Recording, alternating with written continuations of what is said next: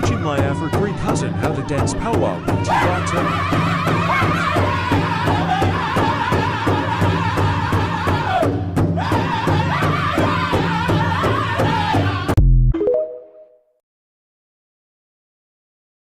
Hello, this is a boundary. Please do not touch it or cross it. Oh, yeah, sure, no problem. Hey, do you want to go to this place with me? That sounds like a lot of fun, but that would be crossing my own personal boundaries, so I cannot go with you. But I'm your friend. I'll feel lonely. It'll hurt my feelings if you do not come with me. I understand how this may hurt your feelings. And you are my friend, but you're also my friend as well. Remember this boundary I told you about? My answer to you is no, so please respect that boundary. Gosh, come on, just be there for me. It's just this one time. I'm going to assume you forgot about this boundary, so I'm going to repeat it to you again. Please do not touch it or cross it. My answer to you is no. I've explained to you why I have that boundary there. Please try to understand it and respect it, because it hurts my feelings when you don't respect my boundary. I think that's very selfish of you. You have crossed my boundaries and now are trying to guilt trip me for setting my boundaries. I'm sorry, but this friendship cannot continue. I'm just saying that if you dress like that, it's gonna be hard to use he, him for you. Like, I'm probably gonna use she, her. And that's not my fault, that's your fault, because you don't like to be taken seriously. I'm just saying that you should really give Calvin Guerra a chance. I'm just saying is that it's just offensive that you don't even try to pass, like, at all. Whether or not I pass has nothing to do with this conversation. Well, then you don't have dysphoria if you dress like that. No, you don't! What about Blair White?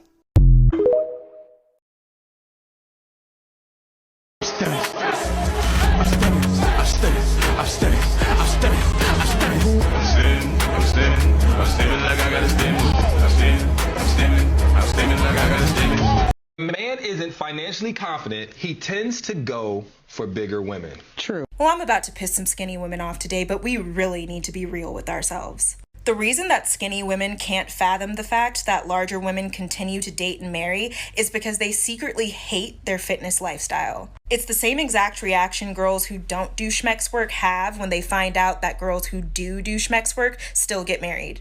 These are men-centered women who are essentially jealous that larger women can live their lives authentically while still being able to obtain relationships with men. They hate the fact that they feel the need to go to the gym several times a week. They hate the fact that they feel the need to count their calories and diet all the time. So the idea that women who aren't putting in the same amount of work as they are and are still getting married infuriates them. And they can't accept it, so they go into complete denial about larger women's dating options. Well, I'm here to say co-parter. What it is, ho, what's up? Every good girl needs a little love. Every black boy needs a little love. If you put it down, I'ma pick it up. Hey. Oh, hey. I love your hair. It's so long. Thank you. It's part of my culture to let it grow. You know it'd be awesome if you dressed as Pocahontas for Halloween. Actually, I would feel really uncomfortable if I dressed as her. Yeah, I respect Matoaka as a person. She was one of the first missing and murdered Indigenous women and girls. You guys heard the bad news about Ben & Jerry's? You know me, Friday night, trying to grab some ice cream so I can watch some Netflix, and I was thinking, who owns all this? I got out my phone and I started Googling, and I got the scoop on ice cream, baby. So you know how we do. We're gonna look at all these brands and see how many of them are owned by mega corporations, and if there's any small, local, family kinds of brands in this ice cream aisle. Starting with Talenti, they sure got their cute little packages, and that's what a multi-million-dollar marketing budget will get you, baby. The mega corporation, red. But we know Haagen-Dazs is for real. They are for real owned by General Mills. Mega corporation. Red, moving down. Oh, Ben & Jerry's, babe. No way! Ben & Jerry's done sold out, homie. What about Tillamook? Hell yeah. Farmer-owned co-op. Always has been, always will be. But Baskin-Robbins, That's Dunkin' Brands, which is Inspire Brands, which we met in the energy drink aisle. That's some big private equity buying up all kinds of shit. We'll give that orange up there. Scooching down past this giant pile of Tillamook. You love to see it. We got some Umpqua. Yeah, this is how you know I live in the Northwest, cause I got that Oregon ice cream too, family owned. Okay, legit. Yeah, this one can't be good. I already see the word Nestle right there. Dryers is Nestle, Kit Kat is Nestle. All that shit, red. Yeah, we can already guess what's going on here. Man, people just going crazy for candy in their ice cream apparently. Slow down, America. Who owns Breyers? Unilever. Yep, no surprise there. So I guess I'll be sliding back to these local heroes for my movie night ice cream. Cause goddamn, we lost Talenti and Ben & Jerry's. Can't no one have nice things in 2023. So we got energy drinks and ice cream, and next we'll do candy. Cause this is America, baby.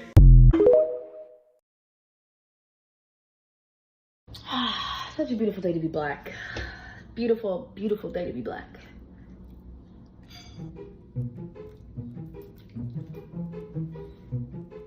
Can I help you? Can I help? No, just.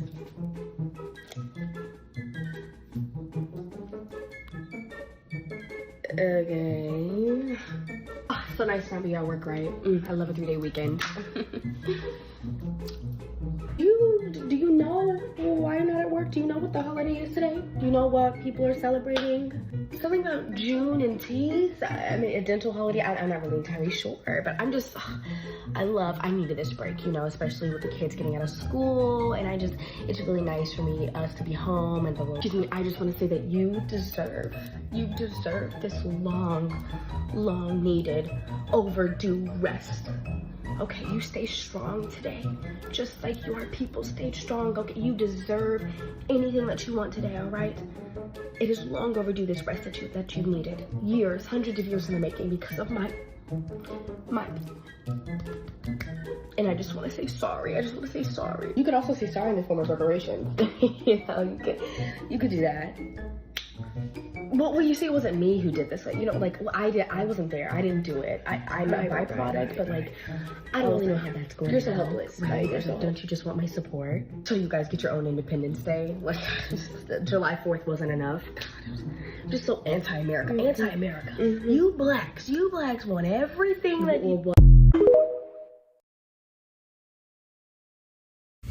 Transgender beach. We were dancing at the beach. We were prancing at the beach. We were splashing at the beach. Transgender beach. We were swaying at the beach. We were slaying at the beach. Cha-cha sliding at the beach. Transgender beach. We were swimming at the beach. We were spinning at the beach. We were stimming at the beach. Transgender beach. We were loving at the beach. We were waving at the beach. We were waving at the beach. Transgender beach. We were smiling at the beach. We were twerking at the beach. We were dancing at the beach. Transgender beach.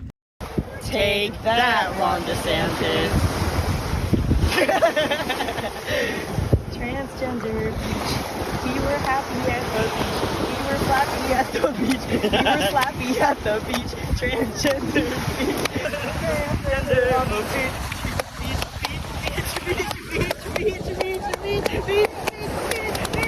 I am your mother.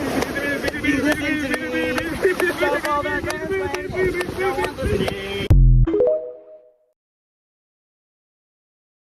White gays, stop scrolling. This post is for you. Your queerness does not absolve your racism. Let's talk about it.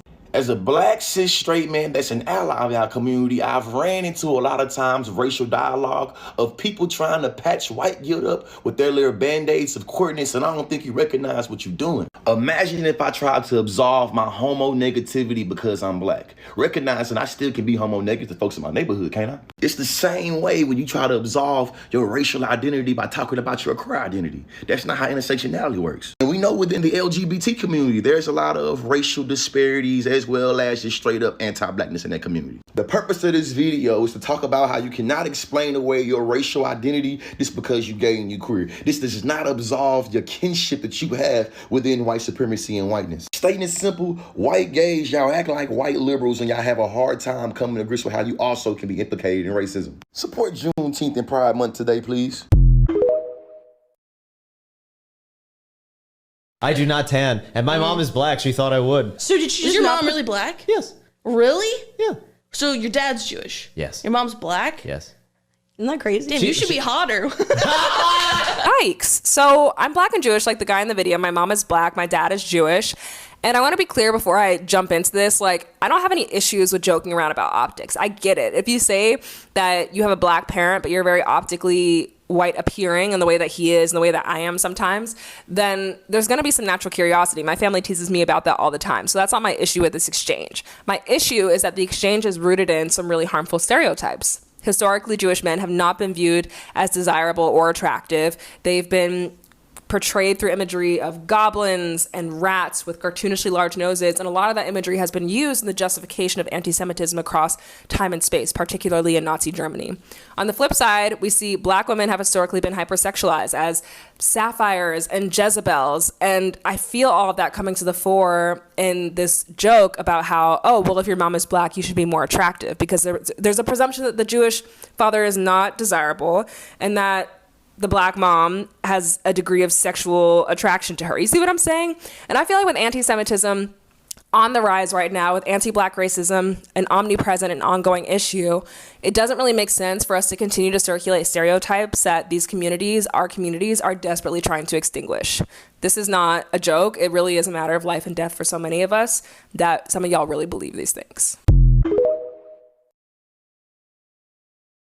Yes, physical correction is needed, especially with a boy.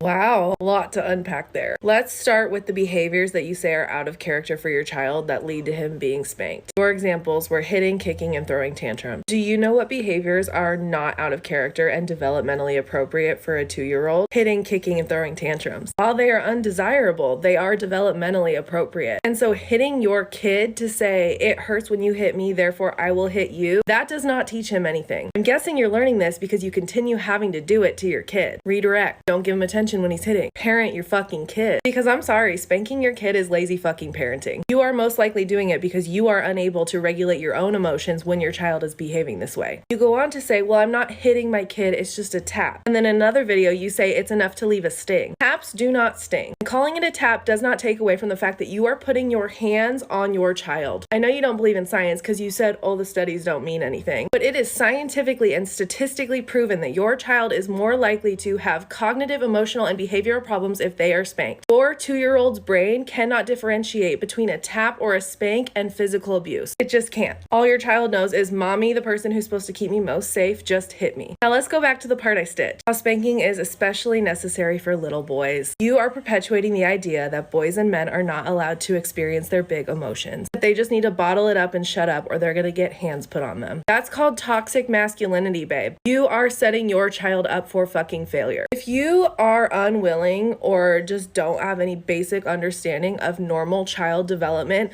please do not have children. Or at least do the bare minimum to educate yourself on what's normal for kids and how to correct these behaviors in a way that is not going to damage them. Before anyone leaves any comments on how I'm mom shaming, let me just go ahead and make it easier for you. If you are putting your hands on your child and calling it discipline, yes, I am absolutely judging you. Full stop. You are being judged as you should, because spanking is fucking lazy parenting. Learn to regulate your own emotions and help your child to regulate theirs. Y'all know how people that don't understand gentle parenting will be like, gentle parenting doesn't work. Anyway, story time. When my boys get angry, the baby right now, he gets very fucking angry sometimes and he throws shit. And so the mantra in the house is, you are allowed to be angry, you are allowed to be frustrated, you are allowed to feel your feelings. You are not allowed to make that everybody else's problem, and you are not allowed to damage our stuff as a result of those feelings. It's a very long mantra, don't worry, they get shortened versions, but that's the gist. I was just in the bathroom and the baby, the littlest, he comes in with a water gun and he's like spraying it in the house. And my middleest is like, bro, you can't have that in here. You can't use the water gun in the house. So the littlest throws the gun and I hear the middleest, who is 5, say, you are allowed to be angry. You are not allowed to throw our things or break our stuff. And so the littlest continued, we're dealing with it. We're learning emotions right now. He continues to be angry and I hear my 5-year-old. Sometimes I feel angry too. I understand how you feel.